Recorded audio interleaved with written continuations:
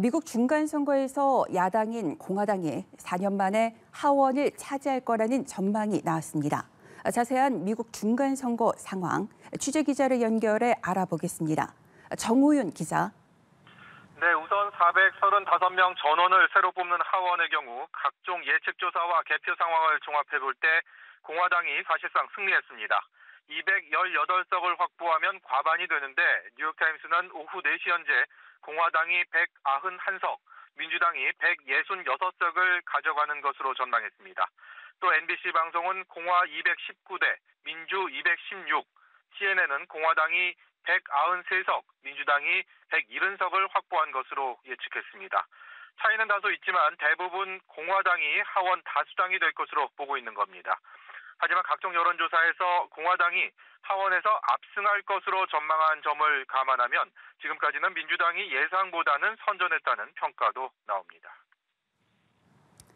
100명 가운데 35명을 새로 선출하게 되는 상원 선거의 상황은 어떻습니까?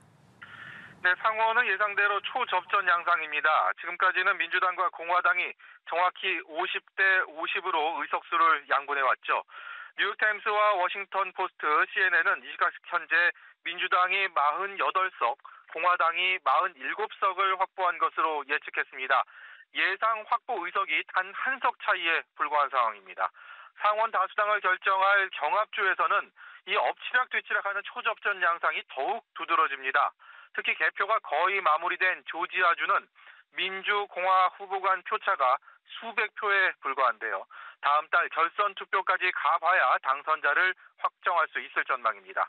반면 최대 경합지로 꼽혔던 펜실베이니아주에선 1%포인트 안팎의 그야말로 진땀 승부 끝에 민주당의 승리로 귀결되는 분위기입니다.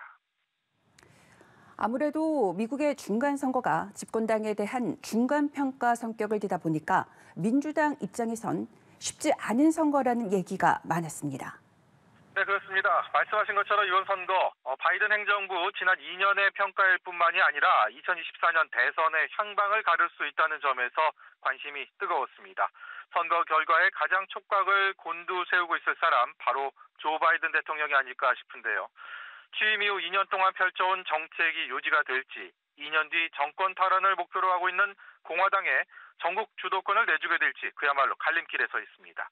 설령 하원을 공화당에 내주더라도 민주당이 상원에서 승리할 경우에는 바이든 행정부의 정책 기조 당분간 유지할 가능성이 크다는 게 현지 정치권의 대체적인 분석입니다. 하지만 상원과 하원 모두 공화당이 접수한다면 얘기가 달라집니다.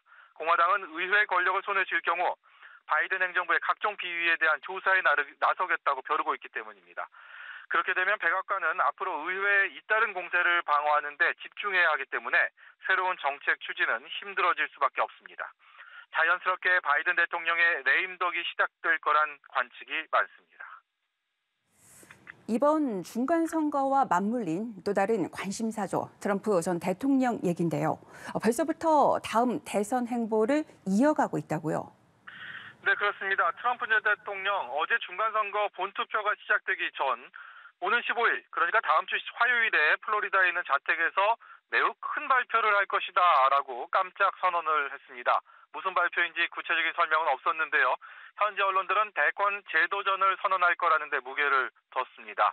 트럼프 전 대통령의 대권 행보, 중간선거가 한창 진행 중인 상황에서 보다 노골적으로 이어졌습니다. 타깃은 공화당 내 대선 경쟁자로 꼽히는 론 디센티스 플로리다 주지사였습니다. 폭스뉴스 등 언론 인터뷰를 통해서 트럼프 전 대통령은 디센티스 주지사가 대선에 출마할 경우에 아주 심하게 다칠 수 있다, 이렇게 으름장을 놓았습니다. 대선에 도전했던 디센티스 주지사는 일찌감치 승리를 확정지으면서 공화당 내 차기 대선 후보로 교두보를 마련하기도 했는데요. 앞으로 두 사람의 한 지붕 아래 파워게임 보다 치열해질 것 같습니다. 지금까지 보도국에서 전해드렸습니다.